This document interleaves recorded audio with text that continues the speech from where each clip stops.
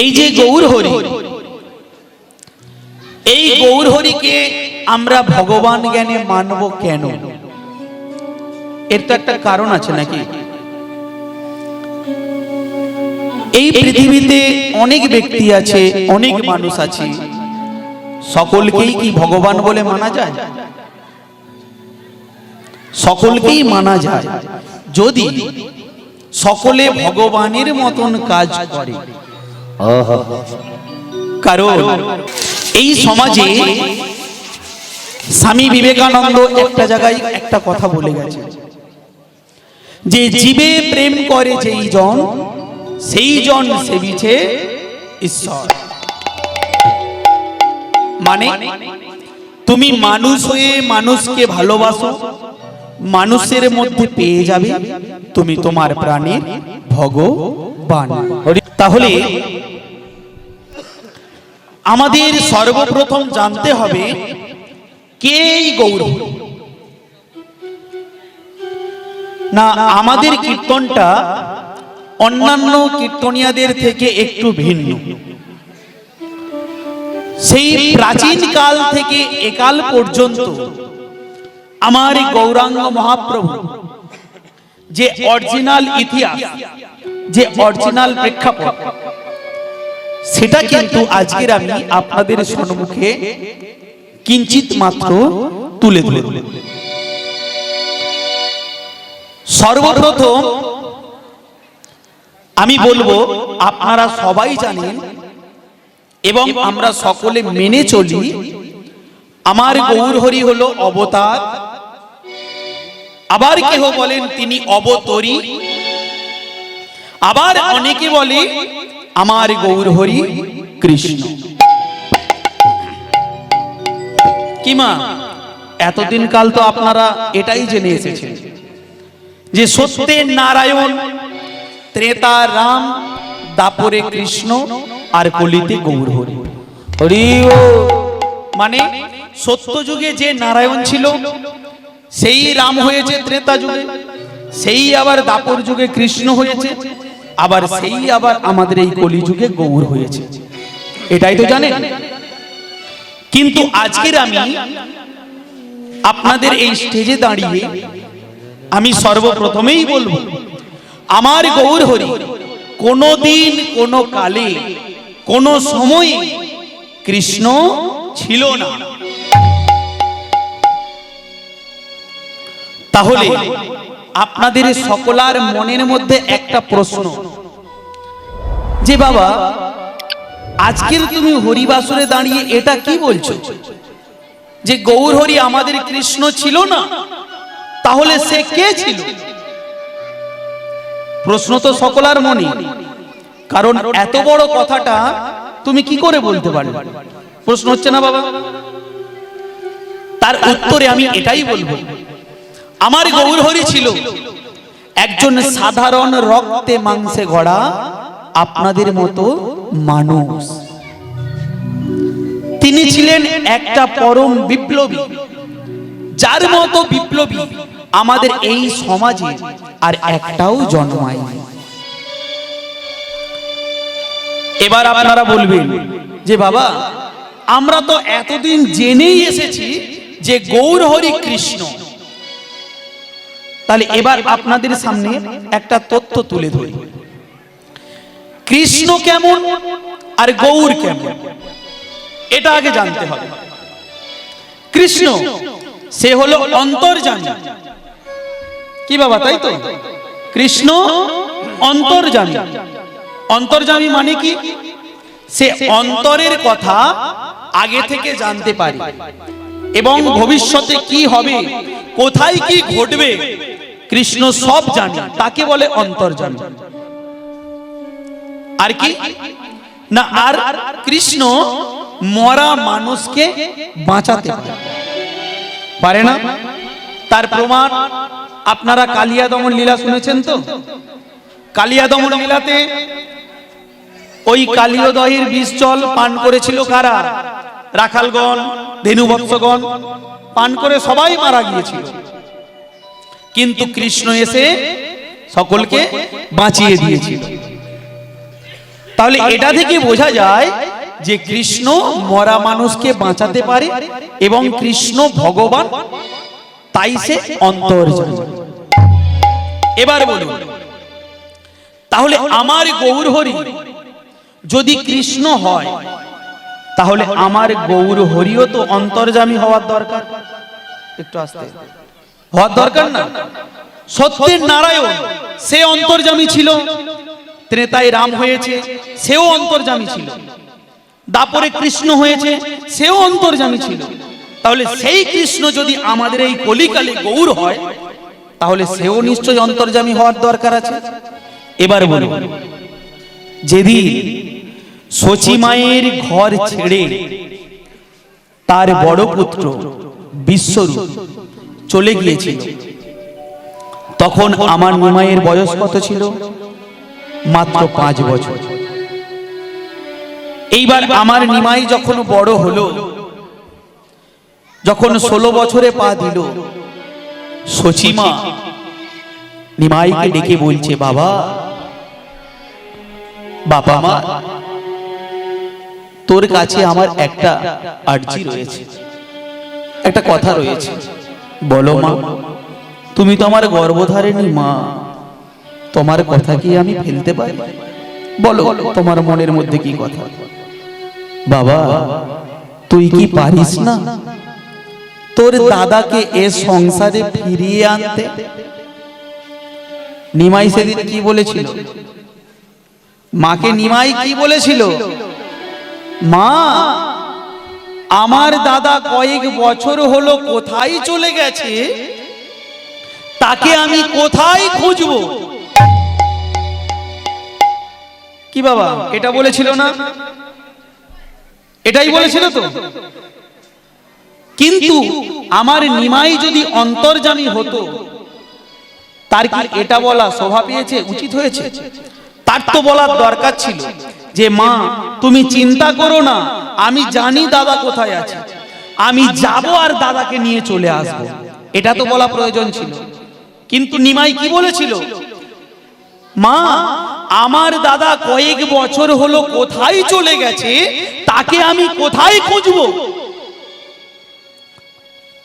শচী মা ছলো ছলো নয়নে বলছে, বাবা, আমি জানি যে তোর দাদা কোথায় গেছে, এটা কেউ জানি না, কিন্তু তুই তো আমার গর্ভের সন্তান, ঠিক তেমনি তোর দাদাও আমার গর্ভের সন্তান। তা বাবা, তুই কি একটিবার চেষ্টা করে দেখতে পারিস না? একটিবার অন্তত খোঁজ লাগিয়ে দেখ, যদি তুই তোর দাদাকে এই সংসারে ফিরিয়ে আনতে পারিস। বাবা, সেদিন নিমাই মায়ের চরণ দুটো জড়িয়ে ধরে বলেছিল, মা গো, মা, তোমার কথা রাখার জন্য আমি অবশ্যই যাব। তার আগে তোমাকে একটা কথা বলে যাই মা, এই ঘটনাটা যখনকার, তখন কিন্তু আমার নিমাই বিয়ে করেছিল বল্লভাচার্যের কন্যা, কাকে? লক্ষ্মী প্রিয়াকে। সেই মাত্র সবে 2 বছর বিয়ে হয়েছে, লক্ষ্মী প্রিয়ার 14 বছর বয়স। নিমাই শচী মাকে বলছে, মা গো, আমি দাদাকে খোঁজ করার জন্য আমি তোমার সংসার ছেড়ে চলে গেলাম। তার আগে তোমাকে একটা কথা বলে যাই মা গো, তুমি কিন্তু আমার লক্ষ্মীকে দেখো, আমার লক্ষ্মীকে তুমি দেখো মা, কারণ ও নেহাতি শিশু, বাচ্চা মেয়ে, ও সংসারের সটাও বোঝে না। ও যদি কোনো ভুল করে, তুমি ওকে রাগমুখ করো না, মুখঝুঁক করো না, ওকে তুমি নিজের মেয়ের মতন করে আপন করে কাছে টেনে নিও। ও যদি ভুল করে, ওকে তুমি বুঝিও, যেন রাগমুখ করো না মা, তাহলে ও বেচারি বড় কষ্ট পাবে। এইবার নিমাই লক্ষ্মী প্রিয়ার কাছে গিয়ে বলছে, লক্ষ্মী, লক্ষ্মী, তুমি তো জানো আমার একটা দাদা আছে, মায়ের কথা রাখতে আমি যাব আমার দাদার খোঁজে। যাবার আগে তোমাকে একটা কথা বলে যাই লক্ষ্মী, তুমি কিন্তু আমার মাকে দেখো, কারণ আমার মায়ের বয়স হয়েছে। আমার মা আটটা দিদিকে জন্ম দিয়েছিল, তারা মারা গেছে। তারপরে আমার একটা দাদাকে জন্ম দিয়েছিল, সেই দাদাও এই সংসার ছেড়ে চলে গেছে। মায়ের কথা রাখতে আমি আমার দাদাকে খোঁজ করতে যাব, কিন্তু তুমি আমার মাকে দেখো। আমার মায়ের বয়স হয়েছে, আমার মা যদি তোমাকে কটু কথা বলে, যদি রাগমুখ করে, তুমি কিন্তু রেগে যেও না, তুমি মাকে রাগমুখ করো না, তুমি মাকে কিন্তু ভালোবেসো। এই সমাজে কেমন ছেলে হওয়ার দরকার আছে বাবা? ঠিক এই রকম ছেলে হওয়ারই দরকার। মাকে মায়ের মতন বুঝিয়ে দাও, স্ত্রীকে স্ত্রীর মতন বুঝিয়ে দাও, বাবাকে বাবার মতন বুঝিয়ে দাও, ভাইকে ভাইয়ের মতন বুঝিয়ে দাও, যাতে সেই সংসারে ঝগড়া অশান্তি না হয়। হরি বল, হরি বল, হরি বল। লক্ষ্মী বলে, স্বামী তুমি যাও দাদার খোঁজে, আমি মায়ের খেয়াল রাখবো। এই বলে আমার গৌরাঙ্গ মহাপ্রভু কোথায় গেল? আমার গৌরাঙ্গ মহাপ্রভু গেল আমাদের যেটা পূর্ববঙ্গ বাংলাদেশ, সেই শ্রীহট্টে গিয়ে তপনের বাড়িতে উঠল। কেন? কারণ গৌরাঙ্গ মহাপ্রভু জানতো, মায়ের মুখে শুনেছিল যে দাদা প্রথম গিয়ে উঠেছিল ওই তপনের বাড়িতে। সেই তপনকে গিয়ে জিজ্ঞাসা করলো যে আচ্ছা আমার দাদা কোথায় গেছে তুমি বলতে পারো? তপন বলেছিল কি, যে তোমার দাদা এই জায়গা থেকে চলে গেছে জয়পুর বুরহান উদ্দিনের মাজার। সেই বুরহান উদ্দিনের মাজারে মুজাহিরের সঙ্গে দেখা করেছে, তুমি একবার যাও সেখানে গিয়ে খোঁজ করো। আমার গৌরাঙ্গ, আমার গোরা ওই তপনের কথা মতো গিয়েছিল কোথায়? গিয়েছিল ওই বুরহান উদ্দিনের মাজার, মুজাহিরের কাছে। মুজাহিরের কাছে গিয়ে যখন তাকে তার দাদার কথা বলল, মুজাহির কি বলেছিল? গোরা, তোমার দাদা আমার কাছে এসেছিল, কিন্তু সে এই জায়গা থেকে সন্ন্যাস নিয়ে সে চলে গেছে দক্ষিণাত্যের দিকে। তখন আমার নিমাই কি করলো? আমার নিমাই তারপরেও দাদাকে চারিদিকে খোঁজাখুঁজি করলো, কিন্তু খোঁজ তার পেল না। খোঁজ না পেয়ে পুনরায় যখন নবদ্বীপের ঘাটে এসে দাঁড়ালো, দেখলো অগণিত ভক্তরা সকলে দাঁড়িয়ে আছে, তার মধ্যে তার প্রাণের বন্ধু গদাধরও দাঁড়িয়ে আছে, কিন্তু গদাধরের মুখে হাসি নাই, গদাধরের ছলো ছলো নয়ন। আমার নিমাই ভাবলো কি, আমি আমার দাদাকে ফিরিয়ে আনতে পারিনি বলে সেই জন্য গদাধরের ছলো ছলো নয়ন। গদাধরকে জড়িয়ে ধরে বলছে, বন্ধু আমি তো পারলাম না আমার দাদাকে ফিরিয়ে আনতে, আমার মাকে আমি কি জবাব দেব? এইবারে বাড়িতে যখন গেল মায়ের কাছে, দেখলো মা অঝোর নয়নে কাঁদছে। আমার নিমাই তখন মাকে জড়িয়ে ধরে বলছে, মা গো, মা আমি পারলাম না, মা আমি পারলাম না, আমি আমার দাদাকে তোমার কাছে ফিরিয়ে আনতে পারলাম না, এর জন্য তুমি আর দুঃখ করো না মা, এর জন্য তুমি আর কেঁদো না। মা গো, তোমাকে দেখছি কিন্তু লক্ষ্মী কোথায়? আমি যে লক্ষ্মীকে তোমার কাছে রেখে গেলাম। মা আরো হাউ হাউ করে কাঁদছে। আমার গৌরহরি চলে গেল বাড়ির ভিতরে, গিয়ে দেখলো বাড়ির ভিতরে কেহ নাই, কেহই বাড়ির ভিতরে নাই। আমার গৌরহরি ছলো ছলো নয়নে বলছে, মা গো, ও মা, লক্ষ্মী কোথায়?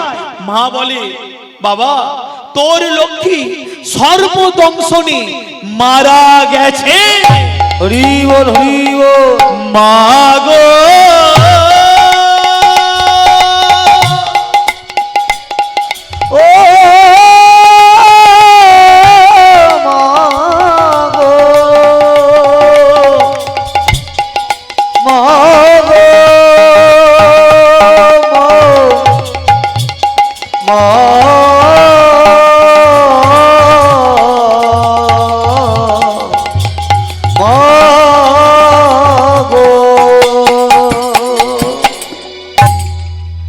মাগো, আমার লক্ষ্মী আমাকে ছেড়ে চলে গেছে। মা, কতদিন হলো? প্রায় 1 মাস হয়ে গেছে বাবা।